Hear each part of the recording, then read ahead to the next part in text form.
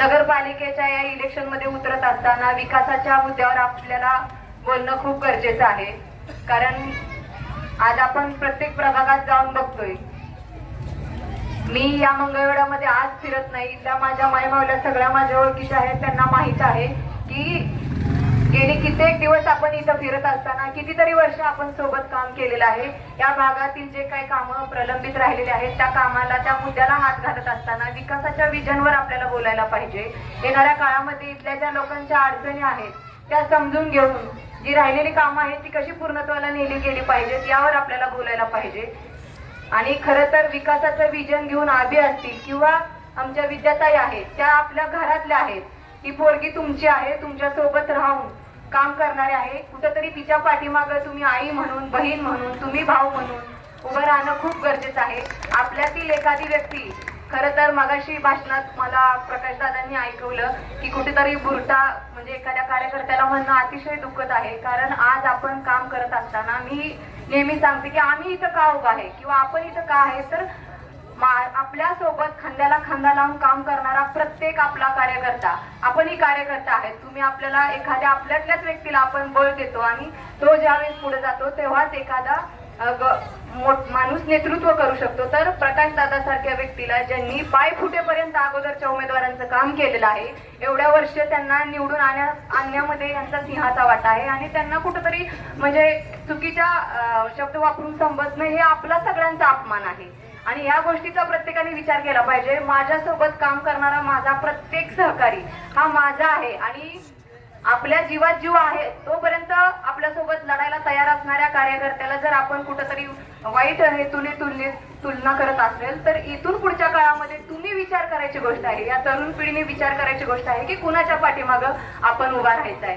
बऱ्याचशा मगाशी आमच्या खंडूदादांनी सांगितलं की इथं बऱ्याचशा महिला आहेत की ज्या कमी वयात म्हणजे त्यांचा आधार केलेला आहे। खरं तर आभी आपल्याला ह्या महिलांसाठी खूप काम करणं गरजेचं आहे की आज इथं माझी मायमाऊली संध्याकाळी चूल पेटायची असेल तर आपल्याला दिवसभर राबावं लागतंय आणि त्यातच आपल्याला एखादा आपला स्वतःच्या डोक्यावरचा हात किंवा पाठीवरचा हात गेला तर आपल्याला विचारणारा कुणीतरी आपल्या हक्काचा माणूस पाहिजे। त्यासाठी खरं तर ही विद्याताई आणि आभी आहेत, आम्ही तुमच्या सोबत आहोत की येणाऱ्या काळामध्ये कुठली जरी तुम्हाला अडचण असली तर तुमची लेक किंवा तुमची आई म्हणून तुमच्या पाठीमागं भक्कमपणे उभा राहण्याची जबाबदारी ही आमची आहे।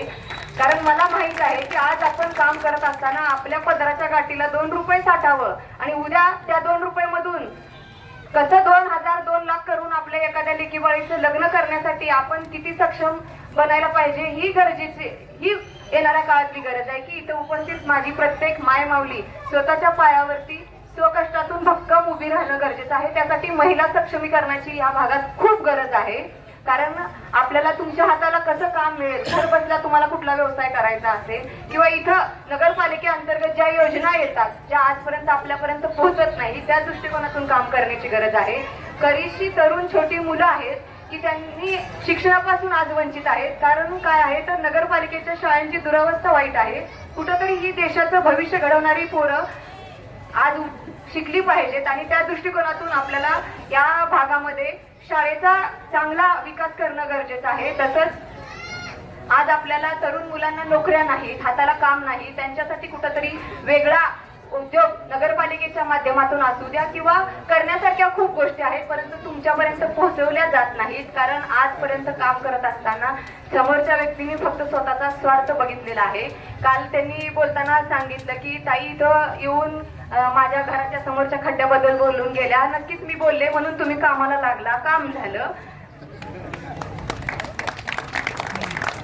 आणि त्यांनी काय सांगितलं की कुठंतरी म्हणजे एवढ्या दिवस प्रशासन होतं, मग आम्हाला पण माहिती आहे एवढ्या दिवस प्रशासन होतं, मग तुम्ही आता म्हणजे तुमचं करणी आणि कथनीमध्ये किती फरक आहे बघा की तुम्ही काय सांगितलं की काम करत असताना कुठंतरी वर्गणी काढून केली आहे म्हणले।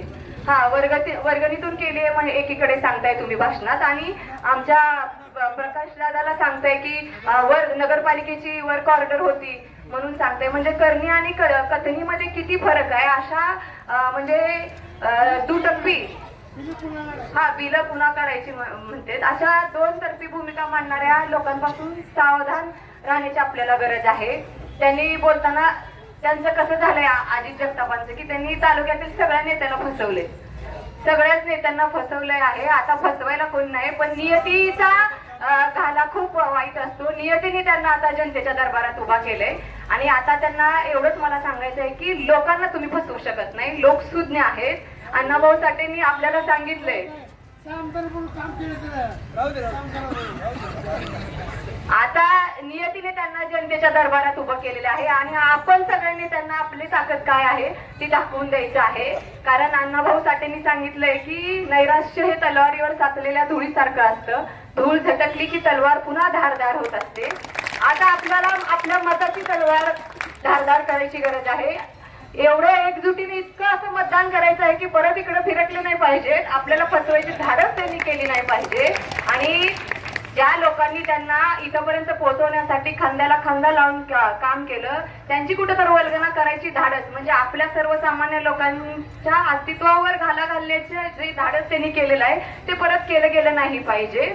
आणि त्यांनी बोलताना काय सांगितलं की त्यांना मला एवढंच सांगायचंय की विकासाचं विचारल्यावर तुम्हाला एवढं तिळपापड व्हायची काही गरज नाही. तुम्हाला प्रश्न विचारावर काय काम केलं हे विचारल्यावर एवढी तिळपापड व्हायची काही गरज नाही. तुम्ही काय काम केलं हे दाखवून द्यायला पाहिजे. आणि त्यांनी परवा एका व्हिडिओमध्ये सांगितलं की मी हे काम केली आणि माझ्या आदरणीय नानांनी काय काम केलं असं त्यांनी विचारलं की जी कामं दाखवली सर ती पण आमच्याच काळात नानांनीच केलेले आहेत, ते सोबतच होते. मग तुम्ही एवढे विकास पुरुष होता, नानांनी काय काम केलं म्हणून विचारता. तुम्ही एवढे विकास पुरुष होता तर मग एवढा दिवस कसं काय राहिला मग नानांच्या सोबत. हा माणूस कधी कुणाचा होऊ शकत नाही. त्यामुळं सगळ्यात आपल्या मंगळवेढा शहराला माहित आहे की हे कशासाठी इथं नगरपालिकेच्या इलेक्शन मध्ये उतरलेले आहेत.